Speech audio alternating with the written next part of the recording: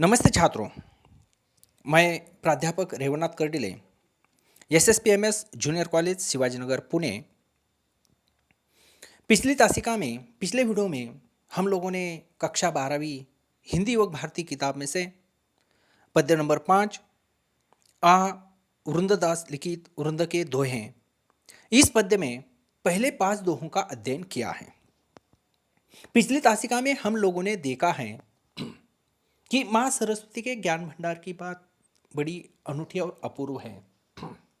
ये जो ज्ञान भंडार है, हम जितना खर्च करेंगे उतना ही वो बढ़ता जाएगा और बिना खर्च किए वो घटता जाएगा। आंखें मन की सच झूठ बातें बता देती हैं। ये भी देखा है कि जितनी चादर हो मनुष्य को उतने ही पांव फैलाने चाहिए। व्यवहार में कपट को स्थान नहीं देना चाहिए और ये भी देखा है कि बिना गुणों के मनुष्य को बड़प्पन नहीं मिलता। तो इस प्रकार 5 दोहों के माध्यम से 5 नीतिपरक जो विचार हैं, नीतिपरक जो बातें हैं, उसकी जो सीख है वह वृंददास जी ने हमें दी है। उसका अध्ययन हमने पिछले तासिका में किया है। आज की तासिका में बाकी दोहों का अध्ययन करेंगे। तो चलिए आज की तासिका आरंभ करते हैं।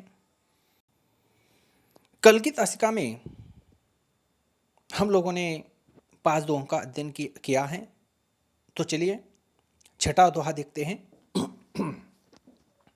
उद्यम कबहू न छाड़िए, उद्यम कबहू न छाड़िए पर आशा के मोद। गागरी कैसे फूरिए, गागरी कैसे फूरिए उनयो देखी पयोद। उद्यम कबहू न छाड़िए पर आशा के मोद। गागरी कैसे फूरिए उनयो देखी पयोद। तो सबसे पहले शब्दार्थ देखते हैं। शब्दार्थ देखते हैं।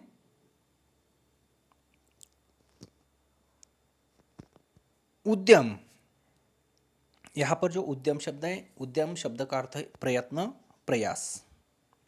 कबहू, कबहू शब्द का अर्थ है कभी भी, कबहू यानी कभी भी। छाड़िए, छाड़िए शब्द का अर्थ है छोड़ देना, छाड़िए यानी छोड़ देना। आशा, आशा शब्द का अर्थ है आस या भरोसा, आशा यानी आस या भरोसा। मोद, मोद शब्द का अर्थ है हर्ष, मोद यानी हर्ष। गागरी, दूसरी पंक्ति में देखिए गागरी, गागरी शब्द का अर्थ है घड़ा, गागर जिसे हम कहते हैं। फूरिए, फूरिए शब्द का अर्थ है फोड़ देना, फूरिए यानी फोड़ देना। उनयो, उनयो शब्द का अर्थ है उमड़ा, उनयो शब्द का अर्थ है उमड़ा। देखी, देखी शब्द का अर्थ है देखकर, देखिए यानी देखना या देखकर। पयोद, पयोद यानी बादल, पयोद यानी बादल।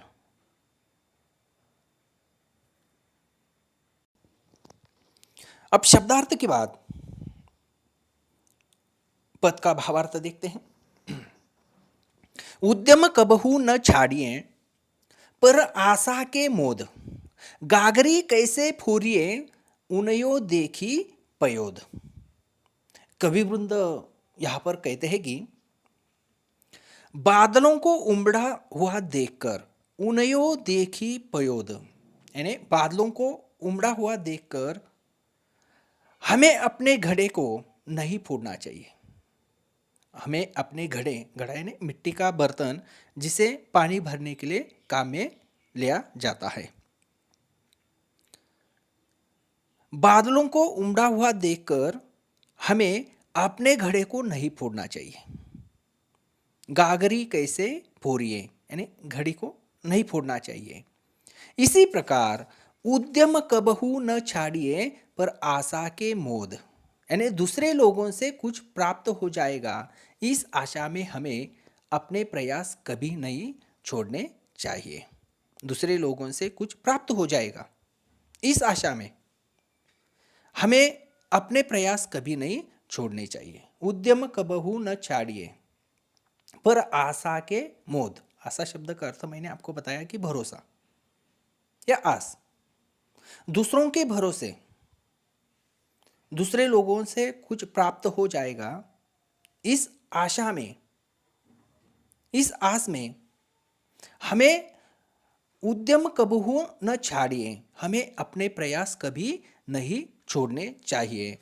जिस प्रकार बादलों को उमड़ा हुआ देखकर हमें अपने घड़े को नहीं फोड़ना चाहिए, उसी प्रकार जिस प्रकार बादलों को उमड़ा हुआ देखकर हमें अपने घड़े को नहीं फोड़ना चाहिए। तो इस प्रकार संत वृंददास जी ने यहाँ पर अपने नीतिपरक विचार रखे हैं कि दूसरे लोगों से कुछ प्राप्त हो जाएगा, इस आशा में हमें अपने प्रयास कभी भी नहीं छोड़ने चाहिए। दूसरों के भरोसे कभी भी नहीं रहना चाहिए। जिस प्रकार उदाहरण यहाँ पर दिया है कि बादलों को देखकर, बादलों को उमड़ा हुआ देखकर हमारे जो घड़े हैं, घड़े में जो पानी है, घड़े को कभी भी नहीं फोड़ना चाहिए। तो चलिए आगे बढ़ते हैं। सातवां दोहा देखिए। कछु कही नीच न छेड़िए, कछु कही नीच न छेड़िए, भलो न वाको संग, भलो न वाको संग, पाथर डारे किचमय, पाथर डारे किचमय, उछरी बिगारे अंग, उछरी बिगारे अंग। तो चलिए सबसे पहले शब्दार्थ देखते हैं, जटिल शब्दों के अर्थ देखते हैं। कछु कही नीच न छेड़िए, कछु, कछु शब्द का अर्थ है कुछ, कही उसके आगे कई शब्द है, कही शब्द का अर्थ है कहना, कही यानी कहना। नीच, नीच शब्द का अर्थ है नीच व्यक्ति या दुष्ट व्यक्ति, दुष्ट या नीच। उसके आगे छेड़िए, छेड़िए शब्द का अर्थ है छेड़ना, छेड़िए यानी छेड़ना। भलो, भलो शब्द का अर्थ है भला या अच्छा, भलो यानी भला या अच्छा। वाको, वाको शब्द का अर्थ है उसका, वाको यानी उसका। संग, संग यानी संगत, संग यानी संगत। पाथर, पाथर शब्द का अर्थ है पत्थर। दूसरी पंक्ति में देखिए पाथर, पाथर शब्द का अर्थ है पत्थर। डारे, डारे शब्द का अर्थ है डालना या फेंकता है, डालना या फेंकता है। कीच, कीच शब्द का अर्थ है कीचड़, कीच यानी कीचड़। उछरी, उछरी शब्द का अर्थ है उछलना, उछरे यानी उछलना। बिगारे, बिगारे यानी बिगाड़ना, गंदा करना, बिगारे यानी बिगाड़ना या गंदा करना। अंग, अंग यानी शरीर, अंग यानी शरीर। तो चलिए शब्दार्थ के बाद जो भी पद हैं, दोहा हैं, उसका भावार्थ देखते हैं। चलिए भावार्थ देखते हैं। इस दोहे में संत वृंददास जी ने बहुत ही अच्छी सीख दी है, नीतिपरक विचार व्यक्त किए हैं कि कछु कही नीच न छेड़िए, भलो न वाको संग, पाथर डारे कीच में, उछरी बिगारे अंग। कहू, कछु कही नीच न छेड़िए, भलो न वाको संग, पाथर डारे कीच में, उछरी बिगारे अंग। तो कवि वृंद कहते हैं कि नीच अर्थात बुरे व्यक्ति के संगति में रहना या उसे कभी भी कुछ भला बुरा कहकर छेड़ना नहीं चाहिए। कछु कही नीच न छेड़िए, कछु शब्द, कछु शब्द का अर्थ मैंने आपको बताया कि कुछ, कही यानी कहना, वाको यानी उसका, संग यानी संगत में। तो कवि वृंद यहां पर कहते हैं कि कछु कही नीच न छेड़िए, भलो न वाको संग, कि नीच अर्थात बुरे दुष्ट व्यक्ति के संगति में रहना या उसे कभी भी कुछ भला बुरा कहकर छेड़ना अच्छा नहीं है, उसे भला बुरा कहकर छेड़ना नहीं चाहिए। क्योंकि जैसे पाथर डारे कीच में उछरी बिगारे अंग, क्योंकि जैसे कीचड़ में पत्थर फेंकने पर पाथर डारे कीच में, पाथर शब्द का अर्थ मैंने आपको बताया है कि पाथर यानी पत्थर, डारे यानी डालना या फेंकना। पत्थर, कीचड़ में पत्थर फेंकने पर कीचड़ की जो गंदगी है उछरी बिगारे अंग, कीचड़ की जो गंदगी है वो उछलकर अपने ही ऊपर आती है। कीचड़ की गंदगी जो है वो अपने ही ऊपर आती है। इसीलिए जो कीचड़ है उसमें पत्थर नहीं फेंकना चाहिए। अगर हम पत्थर फेंकेंगे तो जो गंदगी है अपने ही शरीर पर आएगी। उसी प्रकार यहाँ पर सीख दी है कि जो भी दुष्ट व्यक्ति है या नीच व्यक्ति हैं, उनके संगत में रहना अच्छी तो बात नहीं है, लेकिन अगर उनके संग में रहते भी हो तो उन्हें कुछ भी भला बुरा कहकर छेड़ना ये भी अच्छी बात नहीं है।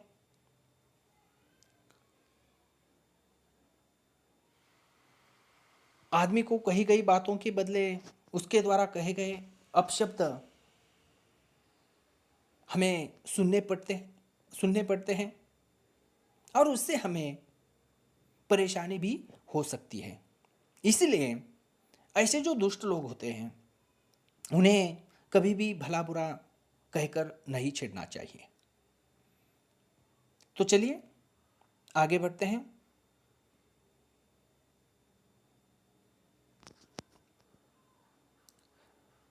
जो पावे अति उच्च पद, जो पावे अति उच्च पद ताको पतन निदान, ताको पतन निदान, जो पावे अति उच्च पद ताको पतन निदान, जो तपी तपी मध्याह्न लो, जो तपी तपी मध्याह्न लो, अस्त होतु है भान, अस्त होतु है भान। तो चलिए सबसे पहले हम शब्दार्थ देखते हैं, जटिल शब्दों के अर्थ देखते हैं। पावे, पावे, पावे जो शब्द है, पावे शब्द का अर्थ है पाना या पाता है। ताको, ताको शब्द का अर्थ है उसको। निदान, निदान शब्द का यहाँ पर जो अर्थ है, यहाँ पर है अंत में, यहाँ पर जो अर्थ है वह है अंत में, निदान शब्द यानी अंत में। तपी, तपी यानी तपना, तपी यानी तपना। मध्याह्न, मध्याह्न यानी दोपहर, मध्याह्न यानी दोपहर। लौ, लौ शब्द का अर्थ है आग की लपटें या ज्वाला, लौ यानी आग की लपटें या ज्वाला। होतु, होतु यानी होना, होतु यानी होना। भान, भान शब्द का अर्थ है सूर्य, भान यानी सूर्य। चलिए इस दोहे का भावार्थ देखते हैं। जो पावे अति उच्च पद, जो पावे अति उच्च पद ताको पतन निदान, ताको पतन निदान, जो तपी तपी मध्याह्न लो, जो तपी तपी मध्याह्न लो, अस्त होतु है भान, अस्त होतु है भान। तो कवि वृंद कहते हैं कि जो व्यक्ति उच्च पद प्राप्त करता है, जो पावे अति उच्च पद, पावे यानी पाना, पाता है, जो व्यक्ति उच्च पद प्राप्त करता है उसका एक न एक दिन पतन होना निश्चित है। ताको पतन निदान, जो व्यक्ति उच्च पद प्राप्त करता है उसका एक न एक दिन पतन होना निश्चित है। जिस प्रकार जो तपी तपी मध्याह्न लो अस्त होतु है भान, जिस प्रकार दोपहर को सूर्य बहुत तपता है, जो तपी तपी मध्याह्न लो, जिस प्रकार दोपहर को सूर्य बहुत तपता है, आग उगलता है, आग दोपहर को सूर्य बहुत तपता है, आग उगलता है, पर उसे भी एक समय अस्त हो जाना पड़ता है, डूबना पड़ता है। उसे भी एक समय शाम को अस्त हो जाना पड़ता है या डूबना पड़ता है। जिस प्रकार जो व्यक्ति उच्च पद प्राप्त करता है उसका एक न एक दिन पतन होना निश्चित है। इसलिए हमारे अधिकार का, पद का, शक्ति का कभी भी घमंड नहीं करना चाहिए। एक ना एक दिन वो क्षीण हो जाता है। निसर्ग का नियम है, जो चीज जितनी जल्दी ऊपर जाती है उतनी ही तेजी से नीचे आती है। इसलिए उसका घमंड नहीं करना चाहिए। वो एक ना एक दिन उसका पतन होना निश्चित है। जिस प्रकार यहाँ पर बहुत ही अच्छा उदाहरण दिया है कि दोपहर को सूर्य बहुत तपता है, आग उगलता है, पर उसे भी एक समय अस्त हो जाना पड़ता है, डूबना पड़ता है। चलिए आगे बढ़ते हैं। जो जाको गुण जानही, जो जाको गुण जानही, सो तिहि आदर देत, सो तिहि आदर देत। कोकिल अंब ही लेत है, कोकिल अंब ही लेत है, काग निम्बोरी लेत, काग निम्बोरी लेत। तो चलिए सबसे पहले शब्दार्थ देखते हैं, जटिल शब्दों के अर्थ देखते हैं। जो जाको गुण गुण जानही, जाको, यहाँ पर जाको शब्द है, जाको शब्द का अर्थ है जिसके। जानही, जानही यानी जानकारी, जानही यानी जानना, जानकारी। सो तिहि आदर देत, सो, सो शब्द का अर्थ है वह, सो यानी वह। तिहि, तिहि शब्द का अर्थ है उसे, तिहि यानी उसे। आदर, आदर यानी आदर, सम्मान, जिसे हम सम्मान कहते हैं, आदर यानी सम्मान, देते यानी देना। कोकिल अंब ही लेत है, कोकिल, कोकिल पंछी, अंब ही, अंब ही यानी आम, अंब ही यानी आम। काग निम्बोरी लेत, काग, काग शब्द का अर्थ है कौवा, काग यानी कौवा। निम्बोरी, निम्बोरी यानी नीम का फल, जो नीम का पेड़ होता है उसका फल, उसे निम्बोरी कहते हैं। शब्दार्थ के बाद चलिए पद का भावार्थ देखते हैं। जो जाको गुण जानही, सो तिहि आदर देत, जो जाको गुण जानही, सो तिहि आदर देत। कोकिल अंब ही लेत है, काग निम्बोरी लेत, कोकिल अंब ही लेत है, काग निम्बोरी लेत। कितनी अच्छी बात इस पद में संत वृंदास जी ने कही है कि कवि वृंदास कहते हैं कि जो व्यक्ति जिसके गुणों को जानता है, जो जाको गुण जानही, जो व्यक्ति जिसके गुणों को जानता है, सो तिहि आदर देत, वह उसी के गुणों का आदर सम्मान करता है। जो व्यक्ति जिसके गुणों को जानता है वह उसी के गुणों का आदर सम्मान करता है। जैसे कोकिल अंब ही लेत है, काग निम्बोरी लेत। जिस प्रकार कोयल आम का रसास्वादन करती है, कोकिल अंब ही लेत है, कोयल आम का रसास्वादन करती है, काग निम्बोरी लेत। और जबकि कौवा जो है वो नीम की निम्बोरी से ही संतुष्ट हो जाता है, कौवा नीम की निम्बोरी से ही संतुष्ट हो जाता है। तो कवि मुंदर जी ने कितनी अच्छी बात यहाँ पर कही है कि जो व्यक्ति जिसके गुणों को जानता है वह उसी के गुणों का आदर सम्मान करता है। छात्रों, हमें मालूम है कि जब 10वीं के बाद हम लोग 11वीं कक्षा में आते हैं पिछले साल, तो 11वीं कक्षा में आने के बाद जो पुराने दोस्त हैं वो वहां पर नहीं होते, नए दोस्त होते हैं, उनसे जान पहचान भी नहीं रहती। लेकिन उसके बाद हमारे स्वभाव के अनुरूप, हमारे गुणों के अनुरूप, हमारे वृत्ति के अनुरूप जो भी हमारे दोस्त हैं वो जुड़ते हैं। जो दोस्त हैं वो तो बाजार में नहीं मिलते, अपने आप हमसे जुड़ जाते हैं। यानी जिस प्रकार एक गुण वाले, एक स्वभाव वाले, एक वृत्ति वाले जो लोग हैं वो एक दूसरे से जुड़ते हैं। अपने आप जुड़ते हैं। जो बात यहाँ पर कही है कि जो व्यक्ति जिसके गुणों को जानता है वह उसी के गुणों का आदर सम्मान करता है। जिस प्रकार कोयल जो होती है वो आम का रसास्वादन करती है और कौवा जो है वो तो नींबू से ही संतुष्ट हो जाता है। चलिए आगे बढ़ते हैं, अगला पद देखते हैं। आप अकारज आपनो, आप अकारज अपनो, करत कुबूद के साथ, करत कुबूद के साथ, पाए कुल्हाड़ी आपने, पाए कुल्हाड़ी अपने, मारत मूरख हाथ, मारत मूरख हाथ। आप अकारज आपनो, करत कुबूद के साथ, पाए कुल्हाड़ी अपने, मारत मूरख हाथ। तो चलिए सबसे पहले शब्दार्थ देखते हैं, जटिल शब्दों के अर्थ देखते हैं।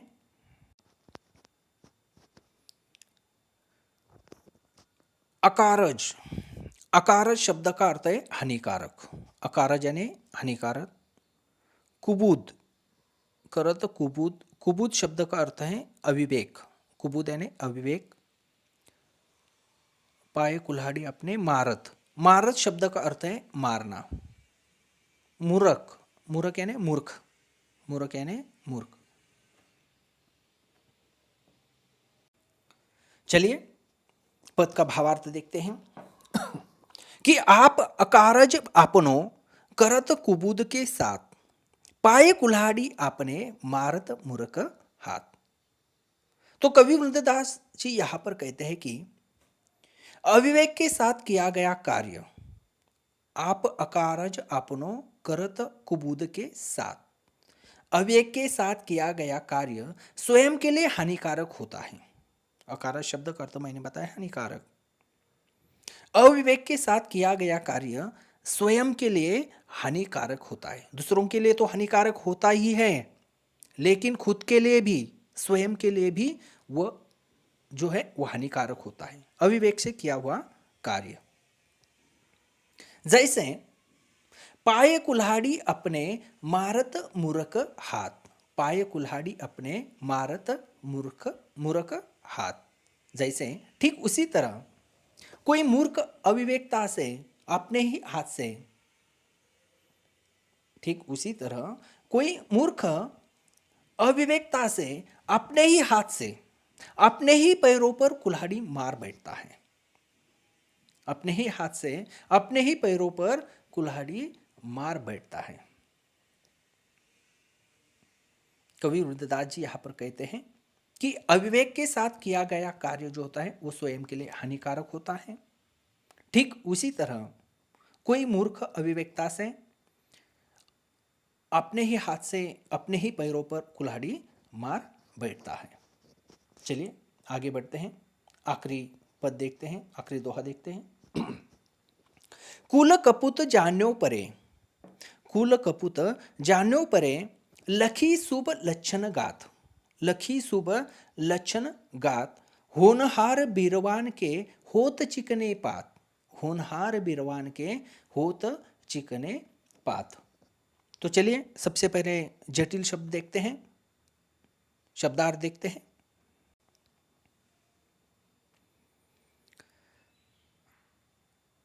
कुल, कुल यानी वंश, कपुत यानी पुत्र, जान्यो परे, जान्यो परे शब्द का अर्थ है पता पड़ना, मालूम होना। शुभ, शुभ यानी शुभ या अच्छे। लक्षण, लक्षण यानी लक्षण, लक्षण यानी लक्षण। होनहार, होनहार यानी उत्तम। बीरवान, बीरवान यानी पौधा, बीरवान यानी पौधा। चिकने पात, चिकने पात शब्द का अर्थ है स्वस्थ या कोमल पत्ते, चिकने पात यानी चिकने या कोमल पत्ते या स्वस्थ पत्ते। तो चलिए पद का भावार्थ देखते हैं। कुल कपूत जान्यो परे, कुल कपूत जान्यो परे, लखी शुभ लक्षण गात, लखी शुभ लक्षण गात, होनहार बीरवान के होत चिकने पात, होनहार बीरवान के होत चिकने पात। तो कवि वृंद यहां पर कहते हैं कि होनहार बालक की छवि जो है पालने में ही दिख जाती है। वही से समझ जाते हैं कि वह बालक आगे चलकर कुछ अच्छे कार्य करेगा, नाम रोशन करेगा, हमेशा प्रगति की राह पर बढ़ता रहेगा। कुल कपूत जानो परे लखी शुभ लक्षण गात। होनहार बालक की छवि पालने में ही दिख जाती है। वही से सभी को मालूम पड़ता है कि यह बालक आगे चलकर कुछ अच्छे कार्य जरूर करेगा, सबका नाम रोशन करेगा, सिर्फ परिवार का ही नहीं, उस गांव का, उस शहर का, उस राज्य का, उस देश का नाम रोशन करेगा, हमेशा प्रगति की राह पर बढ़ता रहेगा। यह पालने में ही दिख पड़ता है या दिख जाता है। जो बालक की छवि है वो पालने में ही दिख जाती है। ऐसे बहुत सारे उदाहरण आप लोगों ने सुने होंगे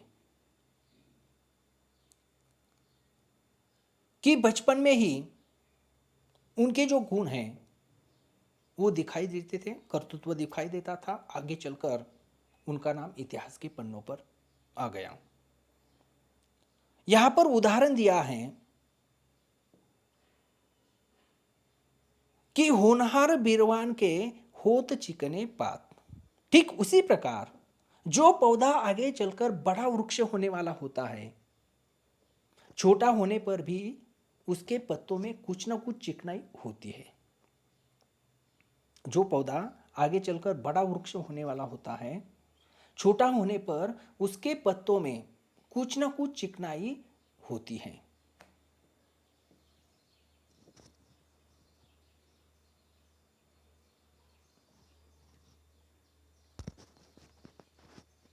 तो आखिरी दोहे में संत रुद्रदास जी ने होनहार बालक की छवि पालने में ही दिख जाती है। वही से मालूम होता है कि वह आगे चलकर बहुत बड़ा व्यक्ति बनेगा। जो उसके लक्षण हैं वो बचपन में ही दिखाई देते हैं। ठीक उसी प्रकार जिस प्रकार